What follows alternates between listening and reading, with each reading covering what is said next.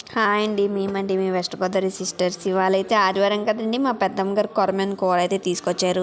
మా పెద్దమ్మ గారు కొరమేను కూర చాలా అంటే చాలా బాగా వండుతారు. కొరమేనుతో పచ్చి పులుసు చేస్తుందండి. అబ్బా అబ్బా, చాలా ఇష్టం నాకు చిన్నప్పటి నుంచి ఆ కూర అంటే. మా పెద్దమ్మ గారు ఎలా వండుతున్నారు అనేది మీకు నేను ప్రాసెస్ అయితే చెప్పబోతున్నాను. ముందైతే కడాయి పెట్టేసి అందులో నూనె వేసి పచ్చిమిరపకాయలు, ఉల్లిపాయలు, కరివేపాకు వేగించుకున్న తర్వాత కొంచెం ఉప్పు అయితే వేసుకుంది. ఎందుకంటారేమో, ఆ ఉప్పు కూడా ఉల్లిపాయలు గమ్మున మగ్గాలని చెప్పి. అది వేసిన తర్వాత అల్లం వెల్లుల్లిపాయ పేస్ట్ మనకు పచ్చివాసన పోయేంత వరకు వేగించుకోండి. వేగించుకున్న తర్వాత కొంచెం పసుపు, కారం వేసేయండి.